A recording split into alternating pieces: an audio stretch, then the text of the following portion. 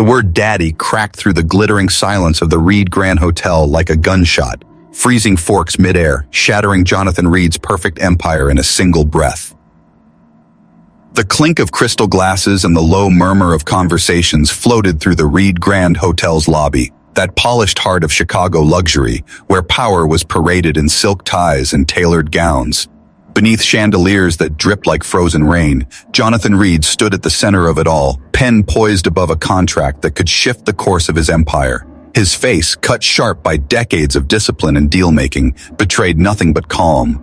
Every detail of the moment was under control, until a small, ringing voice shattered the air like a glass dropped on marble. "Daddy!"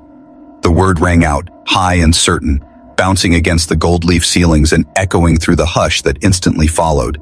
Knives and forks hovered above plates, a cough stifled halfway through. Conversations clipped short mid-sentence. Dozens of heads turned, and in that moment, the grand lobby, with its grandeur and excess, became a stage for something raw, something unplanned. At the base of the marble staircase, a little girl no taller than Jonathan's waist stood with curls tumbling wild around her round face. Her eyes, dark, bright, alive, glittered as she broke into a run, her tiny shoes slapping against the polished floor. She wore no gown, no designer label, just a simple cotton dress with a crayon stain near the hem, but her smile was enough to command the room. Jonathan's pen froze mid-stroke. He blinked, the words slamming into him harder than any hostile takeover, harder than any financial collapse. "Daddy." She barreled forward, fearless, unhesitating, as though she had known him forever. The crowd's gaze followed her like an unspoken question, and when she wrapped her arms around his leg with the easy certainty of belonging, Jonathan's world shifted on its axis. "Hi, Daddy," she said brightly, craning her neck up at him. The dimple in her left cheek deepened as she grinned. Jonathan's breath caught. Her eyes, that chin, even the faint curve of her smile. It was like staring at a softened mirror of himself, one drawn in the language of childhood. His chest tightened, an ache he hadn't felt in years. Before he could speak, before he could even lower his hand from the stalled contract, a figure burst through the circle of onlookers.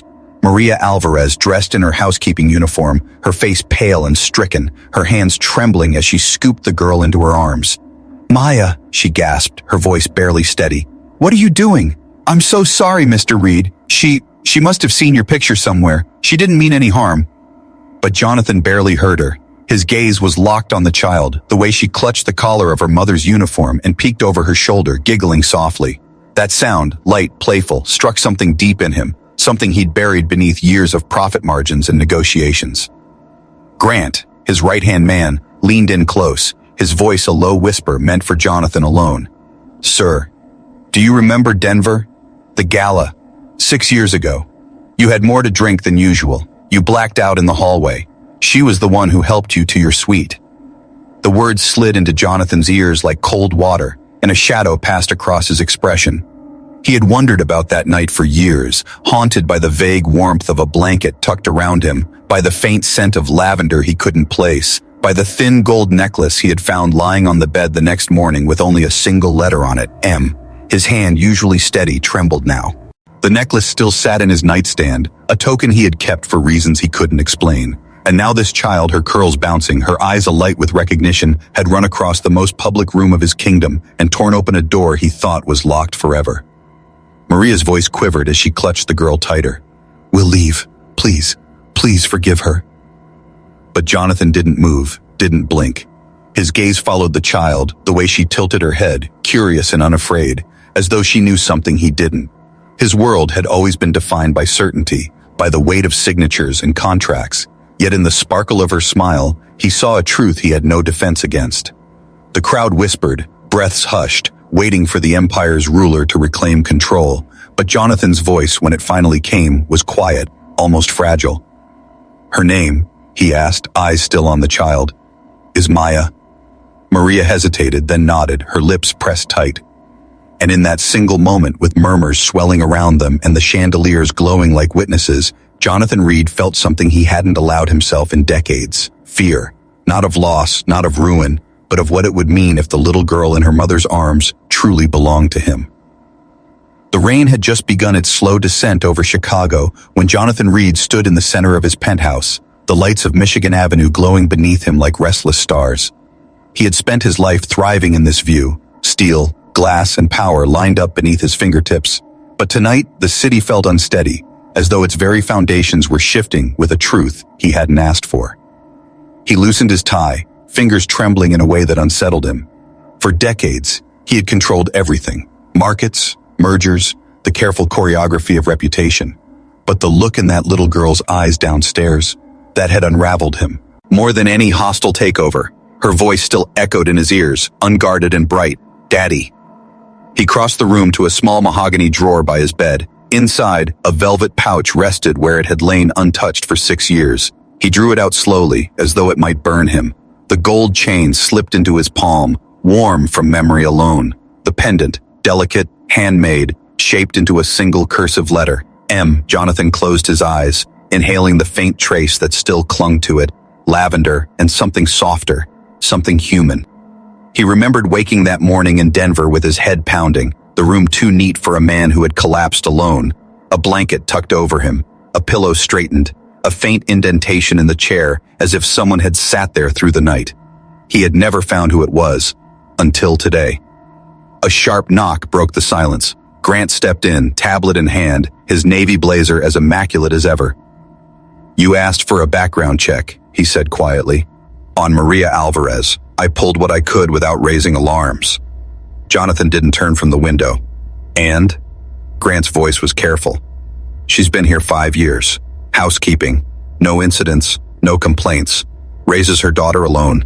Apartment on the south side, modest, clean record. She never once asked for special treatment. Never once mentioned you." Jonathan turned then, the pendant still in his hand. "Maya is 5, he said. Grant's eyes flickered. "Yes, sir." The weight of it pressed against Jonathan's chest. 5 years, 5 birthdays, first words, first steps. He had been building towers of glass while his own flesh and blood had been drawing with crayons in a modest apartment. "Do you remember Denver?" Jonathan asked, his voice low. Grant hesitated. "I remember you were lost that night. I remember a maid helped you to your suite. You blacked out before the door closed. I assumed it ended there." Jonathan's jaw tightened. It didn't. Silence stretched between them, filled only by the rain tapping against the glass. Finally, Grant said, "What do you want to do?"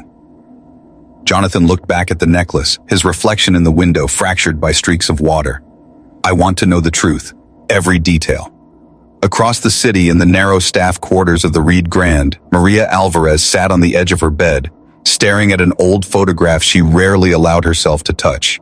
In it, she was younger, standing by a holiday display the morning after Denver, snowflakes falling in the background. She had tucked Jonathan Reed into bed hours earlier, whispering a prayer he would never remember her face. And he hadn't, until fate, until Maya, had forced the door open. Her hands trembled as she folded the photograph back into the drawer. Maya slept beside her, curled against a stuffed giraffe, curls spilling across the pillow. Maria brushed her daughter's cheek gently, whispering, "You weren't supposed to say that, baby." But children didn't follow rules of survival. They followed instinct, and Maya's instinct had pointed her small hands toward the one man Maria had tried hardest to keep away. In his penthouse, Jonathan clutched the necklace tighter, his voice breaking through the silence like a vow. "This changes everything." And beneath the weight of storm clouds gathering over Chicago, both Jonathan and Maria felt the tremor of something unstoppable, a truth that would not be silenced, a past that had been patient too long, and a future waiting to be claimed. The private breakfast room on the 12th floor had never felt so fragile.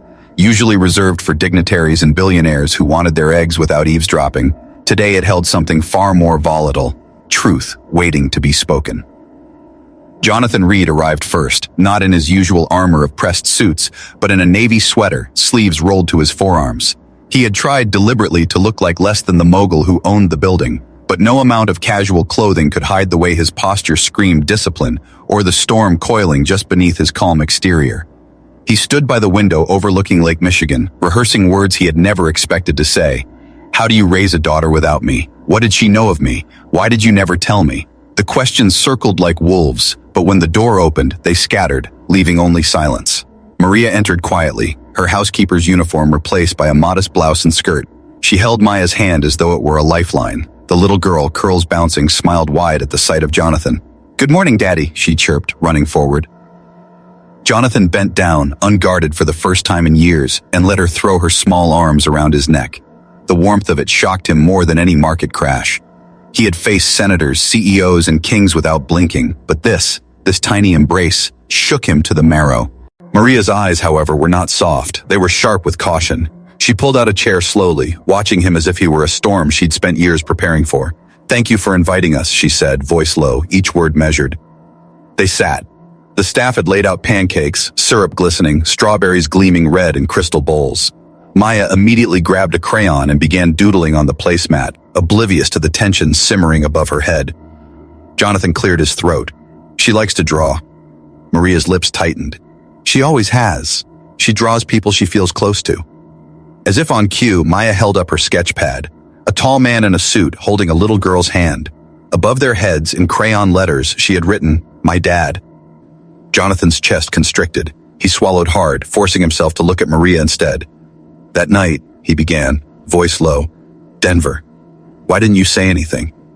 Maria set down her coffee, hands trembling faintly. "You were drunk. I helped you to bed. That was all." "That wasn't all," Jonathan pressed. His tone wasn't harsh, but it cut clean. "You left something behind." He reached into his pocket, drew out the necklace, and set it between them. The gold pendant caught the light, a quiet witness. Maria's breath hitched. Her hand flew instinctively to her chest, to where a chain had once rested years ago. For a long moment, neither spoke. Finally, she said, her voice breaking, "I didn't want to complicate your life. I didn't want you to think I was using you. Men like you don't believe women like me." Jonathan leaned forward, eyes steady. "You're wrong. I would have believed. Maybe not back then, but now I can't afford not to." Maya interrupted, tugging on her mother's sleeve. "Mommy, are you mad at him?" Maria's eyes shimmered, but she crouched beside her daughter. "No, baby, I'm just surprised." Jonathan's voice dropped, quieter than ever. "I need to know, Maria. Is she mine?"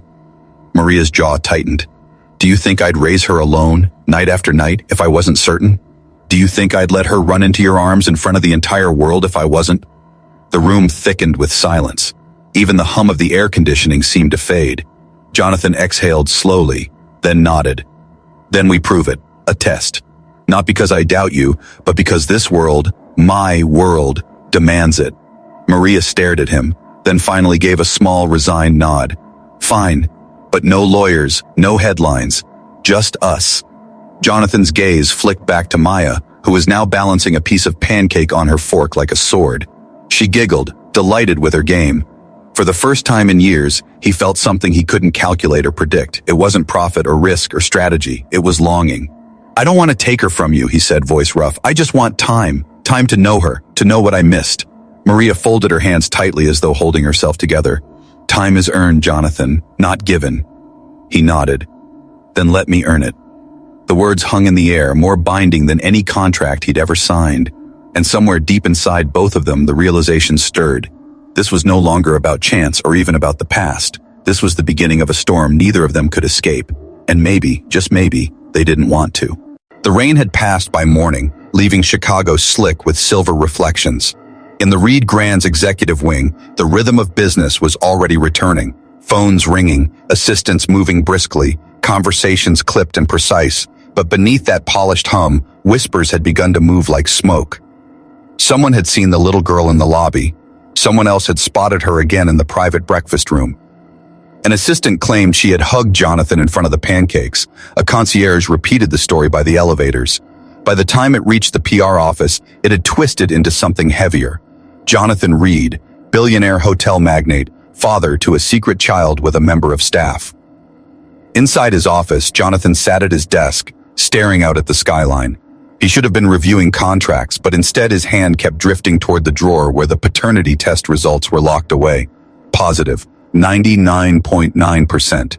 The words were as sharp as they were inevitable. He wanted to call Maria to tell her again that he wasn't walking away, but before he could, Grant entered, closing the door with unusual care. "Edward Kane is asking questions," Grant said. His tone was calm, but his eyes were not. "He wants clarity before, in his words, the tabloids write the story for us." Jonathan's jaw tightened. Edward Kane, head of public affairs, had always been a man who valued image over truth. And what did you tell him? Jonathan asked. Grant met his gaze squarely. That if he breathes a word before you decide, he's finished. Jonathan exhaled. Good. But the reprieve was short-lived. That evening, Maria returned to her small staff quarters, exhausted after a double shift. She paused at the door when she noticed an envelope on the floor slid beneath the frame. Her chest tightened. She picked it up, fingers trembling. No name, no return address. Just a single sheet. Inside. Eyes are watching. You'd be wise to keep your distance. Maria read it once, twice. The words blurred, but the message was clear. Someone knew. Someone didn't want her near Jonathan. She crushed the note in her hand, but her daughter's voice called from inside, light and sweet. Mommy, look, I built a crown. Maya sat on the bed, paper folded around her curls, beaming. Maria's chest ached as she forced a smile, hiding the note in her pocket. Beautiful baby, you're my queen. But later, when Maya was asleep, Maria slipped down the hall to the laundry chute where cell reception was weakest. Her hands shook as she dialed Jonathan's number. He answered on the first ring. Maria? I need to talk, she whispered. Somebody knows. Somebody left me a message. A pause, sharp and controlled. Then, I'll be there in 10. True to his word, he found her in the hotel garden beneath a halo of lamplight. She handed him the crumpled note. His jaw clenched as he read it. I won't let anyone threaten you, Jonathan said. His voice was low but edged with steel. Maria's eyes lifted, wide and tired. This is your world, not mine. Men like you survive it. Women like me, we don't. Jonathan stepped closer. For the first time, she saw not the billionaire who owned the Reed Grand, but a man stripped down to raw determination. Then let me share the burden. You don't have to do this alone anymore. Maria searched his face, unsure if she could believe him. She had built her life on silence, on walls, but the way he held the note in his hand, like it was a gauntlet thrown at his feet, something in her softened, just enough. She nodded once, a small surrender. Above them, the city lights glittered cold and uncaring, but between them, something flickered warmer, trust, fragile but real. What neither of them knew was that 2 floors below, Edward Kane sat with a crisis consultant in the PR suite, voice sharp, words clipped. He thinks he can handle this as a family fairy tale? Let him. If it spirals, the board will have no choice but to consider alternative leadership. And somewhere beyond the polished halls of the Reed Grand, another man listened to the city's whispers with quiet satisfaction.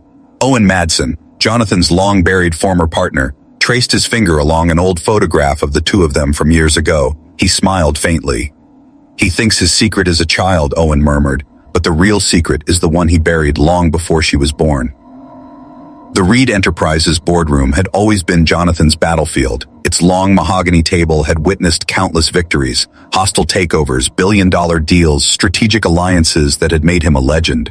But this morning, as he stood at the head of the table, Jonathan Reed felt the weight of every eye not as admiration, but as judgment. Edward Kane sat 2 chairs down, posture smugly rigid, his fingers laced over a notepad he hadn't written a single word on. Across from him, Chairman Wesley adjusted his glasses with deliberate slowness. The air was chilled, not by the climate control, but by tension so thick it clung to the walls. Let's be direct, Wesley said, his voice calm but clipped. The rumors are multiplying. The press has already made contact with 3 of our partners, asking questions about an alleged child. Our investors want clarity. Edward leaned forward, his tone oily. This is no longer a private matter, Jonathan. It's a reputational risk. And risk, gentlemen, is poison to markets. Jonathan didn't flinch. He placed both palms flat on the table, his voice even. The child is mine. A ripple of silence swept through the room. No denials, no carefully crafted spin, just the truth, delivered like a blade. She is 5 years old, Jonathan continued. Her name is Maya. Her mother, Maria Alvarez, has been raising her alone with dignity and grace. I owe them more than I can ever repay, and I will not deny them. Edward's jaw tightened, but his smirk returned. Touching.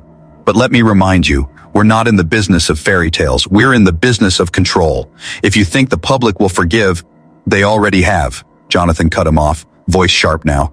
Because I'm not hiding behind spin. I've chosen truth. And truth, gentlemen, is the one commodity you can't counterfeit.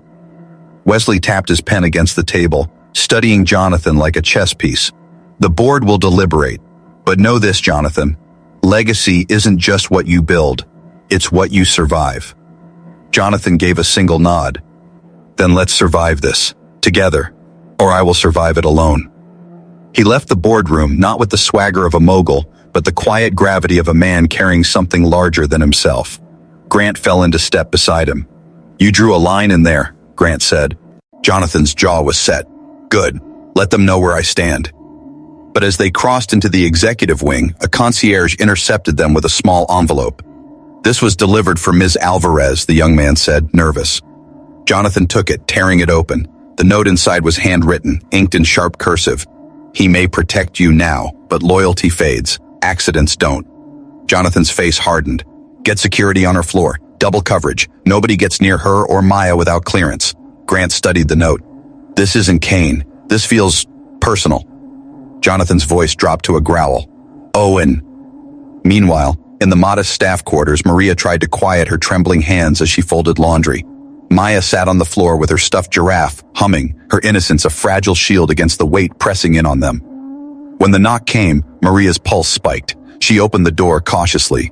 It was Jonathan. His expression was tight, but his presence filled the small room like armor. He handed her the note. Maria read it, color draining from her face.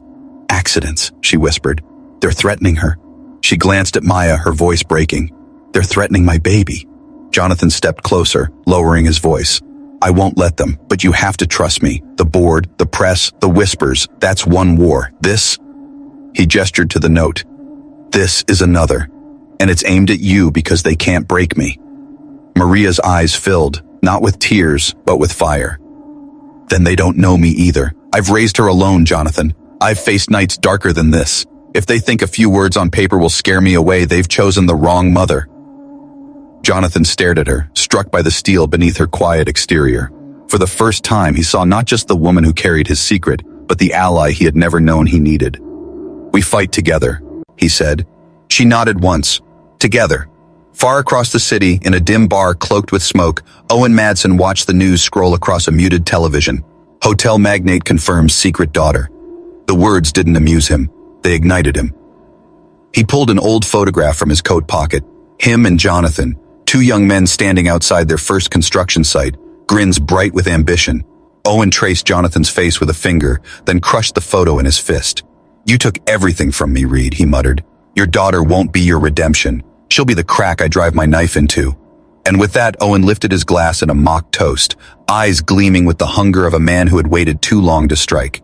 The ballroom had been transformed into a fortress of glass and light. Cameras lined the back wall, reporters filled every row, and the board sat in reserved seats like judges at an unspoken trial. Jonathan Reed stood at the podium in a tailored suit that felt heavier than steel. His hands gripped the edges, not for balance, but for resolve. This isn't a press conference, he began, voice even. It's not spin, it's not strategy, it's truth. Behind him, on a giant screen, the company's emblem glowed faintly, but Jonathan didn't gesture toward it, didn't hide behind the brand. He leaned into the microphone and spoke as if every word carried a lifetime. I have a daughter, he said. Her name is Maya. She is 5 years old, and she is not a scandal. She is my family. Gasps rippled through the room, cameras flashing like lightning. Maria sat toward the back, clutching Maya's small hand. The girl, too young to understand the storm swirling around her, giggled softly at the lights, waving her crayon drawing of a family of 3. Jonathan pressed on. Her mother, Maria Alvarez, is a woman of grace, of integrity, who raised Maya alone while I buried myself in Empire Building. For that, I owe her everything. The room buzzed with whispers. Headlines were already being typed into smartphones, tweets fired off in real time. But then, a voice cut through the noise. Integrity? The word carried like a whip. Every head turned toward the aisle where Owen Madsen stood, older now but unmistakable, his eyes dark with years of rage, his frame still carrying the swagger of a man who believed the world owed him something. Jonathan froze. Maria's breath caught. Grant, standing near the doors, moved instantly, but Owen lifted a hand, holding a USB stick between his fingers, like a dagger. You want truth? Owen said, his voice rising. Then let's talk about Denver, about fire, about the men who died while Jonathan Reed built his fortune on ashes. Gasps exploded. The board members stiffened, cameras swiveled. Owen strode forward, handing the stick to a reporter. Play it, he demanded. Show them who he really is. On the screen, grainy footage flickered to life. A younger Jonathan, barely 30, shouting in a construction site office. His words echoed through the speakers. I'll bury this if it means protecting what we've built. No one needs to know. The room erupted. Reporters shouted questions. The board exchanged sharp, furious whispers. Maria clutched Maya close, her heart hammering. Jonathan didn't flinch. He walked to the screen, grabbed the microphone, and faced the chaos head-on. "That recording is real," he said. The room fell silent. "But what you don't hear is the rest." Grant moved quickly, plugging in Jonathan's own device. The uncut audio played, the full context emerging. Jonathan's younger voice rang out, firm but exhausted. "I'll bury this from the press, for now, because the board needs to know first, because we need to stop Owen Madsen's bribery before it burns everything to the ground." A collective inhale swept the room. Owen's smirk faltered. Jonathan turned, pointing directly at him. He cut corners, he bribed inspectors, he endangered lives, and when I reported him, he swore he'd destroy me. Today is his attempt. This is his revenge. The board murmured. Reporters fired questions, but Maria rose suddenly, her voice slicing through the din. "You want to know what kind of man Jonathan Reed is?" she called out. Dozens of eyes turned to her, and for the first time, Maria didn't shrink under the weight of them. She stepped forward, Maya's small hand clutching her skirt. "He's the man who could have turned his back on us, but didn't. He's the man who stood here today knowing every lie would be twisted, every shadow dragged into the light, and he still chose truth. That's not scandal, that's courage." Maya tugged on her hand, then shouted without hesitation, "He's my daddy!" The room froze. Even the cameras seemed to pause, lenses capturing the small girl's fearless declaration. For one suspended heartbeat, the empire Jonathan Reed had built and nearly lost balanced on the innocent certainty of a child. And then, applause, first hesitant, then swelling, rolling through the ballroom like a wave. Reporters, employees, even some board members rose to their feet. It wasn't just a press event anymore. It was a reckoning.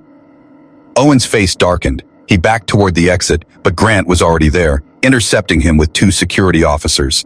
The USB stick was seized, his protests drowned out by the thunder of approval Jonathan hadn't expected, but desperately needed. Jonathan turned back to the crowd, his voice steady. "I'm not proud of every choice I've made, but I will never hide again. Not from the past, and certainly not from my daughter. This company will stand on truth, or it won't stand at all."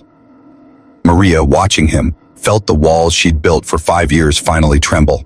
And as Maya squeezed her hand tighter, her own whisper worried louder than she intended. Maybe he really can do this. But as the applause continued, as Owen was escorted out, and as Jonathan embraced his daughter in front of the world, one figure lingered at the edge of the room. A woman in a gray suit, her face unreadable, her eyes sharp. She slipped a phone from her pocket, murmuring into it as she walked away. "He's not finished, and neither are we." The storm was not over, it had only changed shape.